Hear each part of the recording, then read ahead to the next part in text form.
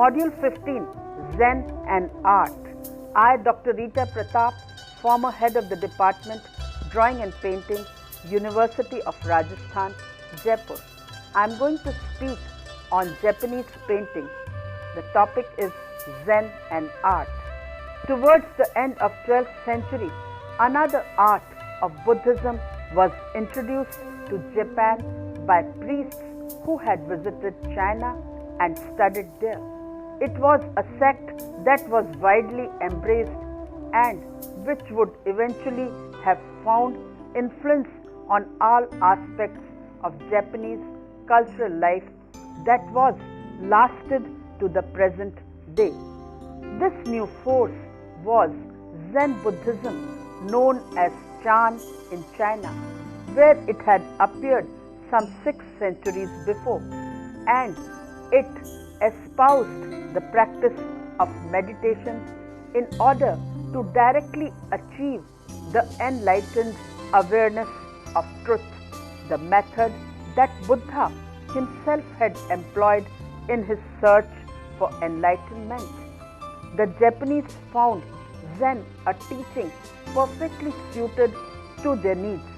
The Zen doctrine, that is, the Buddha's essence, is to be found in all things, appealed to men who lived very close to nature. Moreover, Zen appealed to the uneducated classes. No enlightenment could be gained through the written word.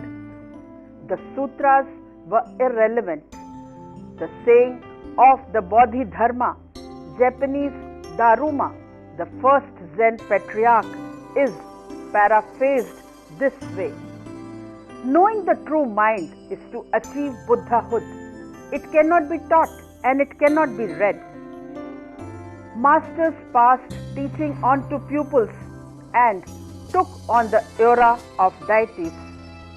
Zen glorifies its patriarchs as no other sect does, in part because by banishing the icons, it left little more than the founders in their place, given man's yearning for the direction and support from higher powers.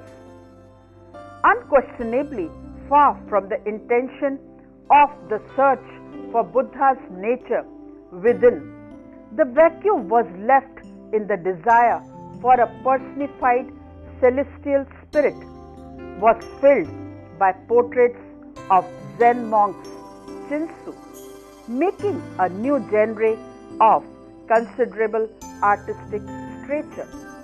Zen meditation or dhyana from the Chinese Chan had once been brought over from China in the 9th century, but the social conditions were not then congenial, and it was until dated 1215, returned in 1191 from his second visit, that he received a serious attention.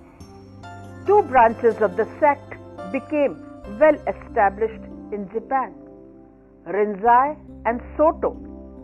Rinzai Zen, which caught the attention of the military and artistic circles, taught that enlightenment could come suddenly as the consequences of some Archimedean trigger that would in an instant remove mental blocks and open the mind to enlightenment. Rinzai monasteries maintained tough discipline and demanded that their adherents practice a rigorous life of hard work, meditation, and study, all qualities that were readily recognizable for samurai warriors who were used to such austerities and who became avid followers of the sect. The other form, Soto Zen, was more popular among the rural people, and while hardly more gently than Rinzai, it promoted the ideas that enlightenment would comes slowly like the piecing together of a jigsaw puzzle. As a result of diligent meditation and hard work. The effect of Zen on art was far-reaching and can immediately be recognized in many of the paintings and ceramics and even costumes and folk crafts that are illustrated. The most concise explanation was put forward some decades ago by the writer Shinichi Hisamatsu, who suggested that there are 7 characteristics which determine the nature of Zen aesthetics, and that these should be recognizable in any work of an artist or artisan who had either trained in Zen or was imbued with the spirit. Leaving the philosophical background aside, for the sake of simplicity, the recognition of these characteristics can help in the understanding of Zen art. They are briefly described as follows. First, asymmetry. A sharp contrast can be seen between the Heian, mandalas and Buddhist compositions, which are all composed to form a perfectly symmetrical arrangement, and works by any of the Zen painters whose works all show an asymmetrical composition. The Heian idea was to picture perfection, but Zen teaches that such a concept is in itself a barrier to the higher truth and has to be broken through. This idea carries through not only in art but in daily practice. For example, a container of flowers will be placed slightly to one side of a tokonomo, and the flowers too will be simply arranged leaning out to one side, just as they might appear naturally at the side of a path in the countryside. Likewise, the elements in a Zen painting will be arranged in an interesting asymmetrical way, with mountains grouped at one side or a figure facing out of the frame of the picture. Second, simplicity. The Zen mind tries to keep uncluttered, as anything that is not necessary or in its rightful place is considered to be an impediment. This discipline can be seen in a tea room which has no furniture and is kept scrupulously clean and free from any clutter. The only adornment might be an ink painting and wild flower or two in the tokonoma, and because there is no other visual distraction, these items can be seen and appreciated better in their own pure state. A Zen trained painter could reveal the colors of ink in his work and could make ice look colder, a lake deeper, the fall leaf more russet than would be seen on a more superficial level by using colors. Third, astringency or dryness. It implies the qualities associated with age, of being wintry worn and weathered. The opposite of the springtime is full fleshed youth and luscious sensuality. In Zen-inspired art, human figures are bony and sinewy, lined and wizened with much experience of life. All that is unnecessary has been left out, and what remains is reduced to the basic concentrated essence, like that of a dried persimmon or the thick resin of an ancient pine tree. The fourth is the naturalness. In Zen art, naturalness does not imply mere naive innocence, and in fact, it can only be attained after gaining so much experience that the act of creating something can be done spontaneously with no mind. This is illustrated in the story of an old painter who, when asked how long it had taken him to paint a bamboo, replied 50 years and 5 minutes. 50 years studying the bamboo and 5 minutes to paint it. The fifth is the profundity or reserve. This refers to the withholding quality of Zen art. Not anything is revealed at once, and the viewer has to make an effort in order to fully appreciate the object. It is seen more profoundly in early ink paintings, which, even though small in format, have such depth that they are like a portal to another world. This profundity certainly cannot be faked, and it takes the hand of an artist steeped in Zen to achieve this special atmosphere. A darkness achieved with ink that is calm and free from danger, as opposed to the darkness seen in many of the earlier Buddhist paintings, which is uneasy and threatening.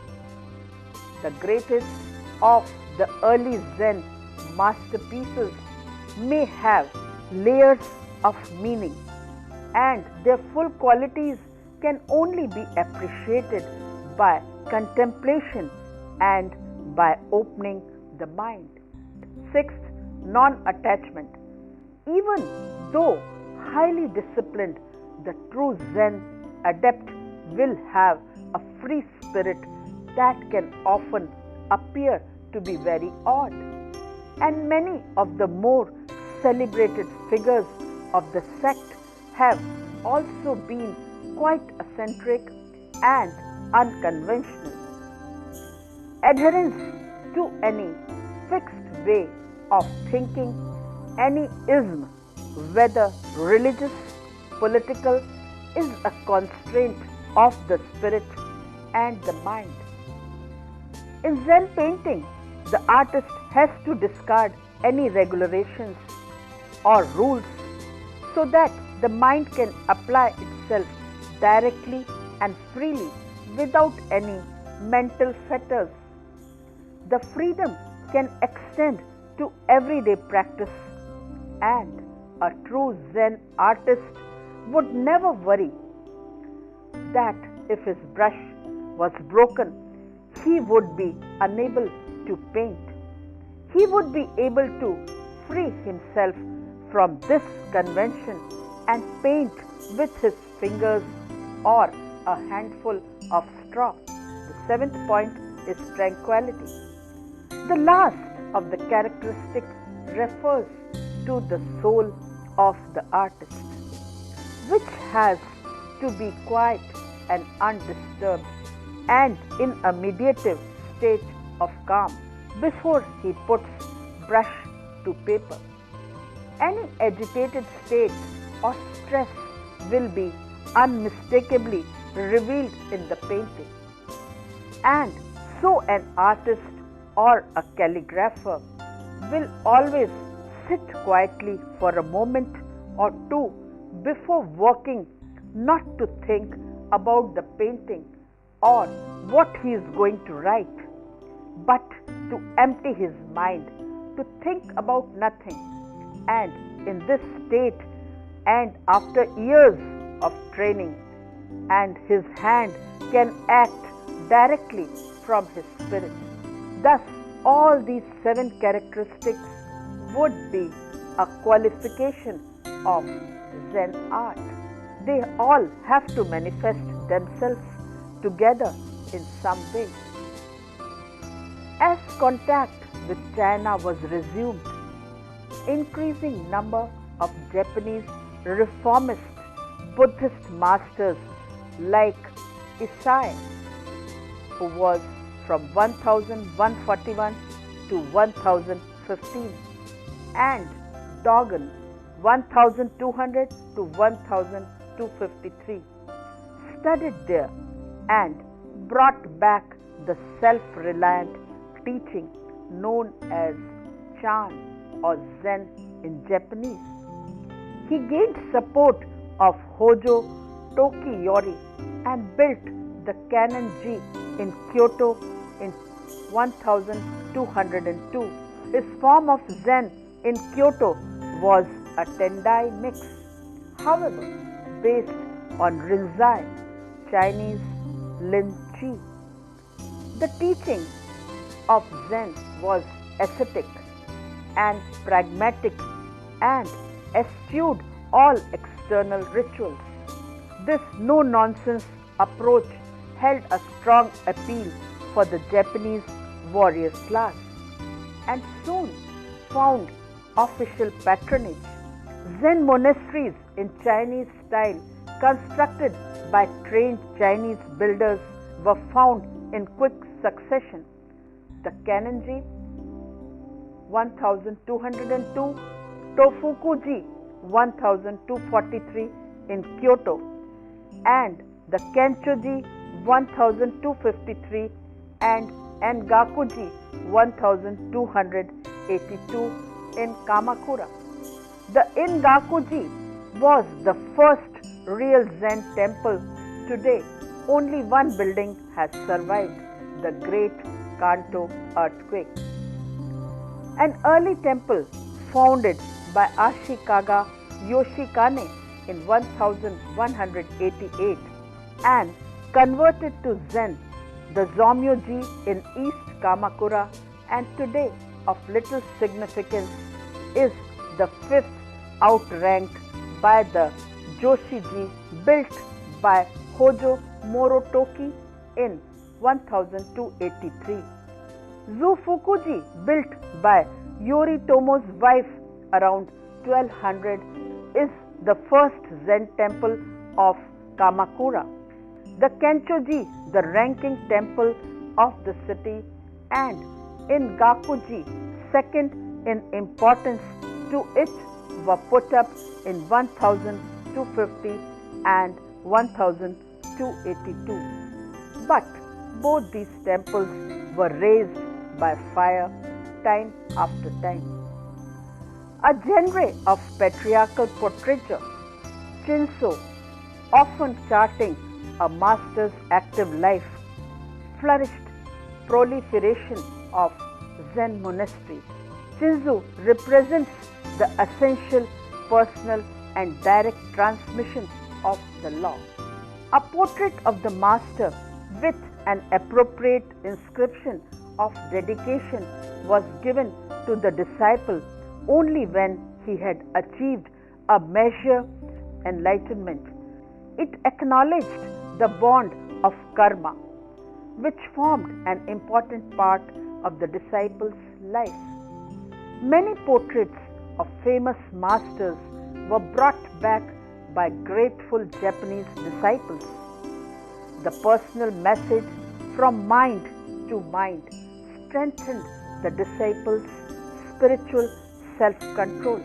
John Fontaine and Mani Hickman have observed that there is perhaps no other form of Chinese and Japanese art in which painting and calligraphy are so intimately connected in their purpose and meaning. In 1246, the great southern Shung Chan master Liangqi Delong, from 1213 to 1278, arrived in Japan. 2 years later, he went to Kamakura and converted the Hojo regent Tokiyori. A magnificent monastery, Kencho-ji, was built on the slopes just north of the city and was inaugurated in 1253 with Delong at its founding abbot. This was the first purely Chinese Chan ritual ever held in Japan. With shogunal patronage, Zen quickly spread throughout Japan. A portrait of Lanqui Dailong detailed on silk. It is a hanging scroll with colophon by Dailong dated 1271 in the Kencho-ji by an unknown Japanese painter show that the founder about 7 years before death. He is seated in the master's high chair, feet tucked under his habit, holding his staff and obscuring the world attentively with benign yet stern eyes. He looks young for his age, nearly 70. Despite his slight and bony frame, his skin is clear and firm. The fluid, undulating ink brush strokes show direct Shung influence, as does the coloration in the transparent washes of dark and light browns. It was said that Zen painting was not merely a matter of technique. Any painting that by its theme and treatment helped to cleanse the mind and lead to awareness of eternal things could be said to embody Zen ideals. Accompanying Zen Buddhism was also tea ceremony and a cult of aestheticism, which reached heights of dedication and of ineffectiveness in the 17th and 18th centuries. An example is of the Togondo, a sukiya or a tea house built by Shuko in the northeast corner of which is a small tea room of 4.5 mats. The oldest known tea room and the prototype for many later ones. The room is simple and plain and fully Zen in concept. The aim of the Zen painter was always to try and capture the essence of the subject rather than depict it photographically. And this ideal includes the concepts of aware, which is beauty of an emotional, slightly sad, bitter, sweet quality, and yugen, an ever deeper, more mysterious resonance. Spirit of Zen can be seen in almost all aspects of cultural life. Through the Muromachi period in painting, architecture, ceramic, pottery, the no dramas, and in the utensils for tea ceramics. The practice of tea or chan no yu is essentially the experience of Zen for the layman. And this, more than anything, was the vehicle by which the teaching was disseminated to the laity outside the precincts of the monasteries. Suibokuga means water and ink pictures and refers to the majority of paintings that were made by Zen artists throughout the Muromachi period. Zen portraiture. This type of painting was for a definite purpose, that is, used in quite different technique. An essential tenet of Zen doctrine was that illumination was attained by direct intuition, aided by a stimulus that passes like an electric current from master to disciple. After years of study, bullying and humiliation, the pupil might, on graduation as it were, receive a portrait of his master that served as a diploma, certifying to his having attained his enlightenment and to his right to wear the mantle of his teacher. These portraits, called Shinzo, were executed with reverent care, and the best of them are deeply penetrating studies, not only to the physical appearance of the master, but also of his character, insight, and dignity. The greatest exponent of this type of portrait painting was Cho Densu, 1352 to 1431, a professional painter attached to Tofukuji, which today still treasures his masterpiece. The portrait of the national master of Zen teaching, Abbot Sho-ichi, in the collection of Kyoto, Japan. In Kamakura period, the clear-sighted Zen view of the world injected a striking new realism into Japanese portraiture of the period. Some early examples are set of the portraits in Jingoji Temple in Kyoto, attributed to Fujiwara Takanobu. The portrait of the shogun Minamoto no Yoritomo is still tinged with some Heian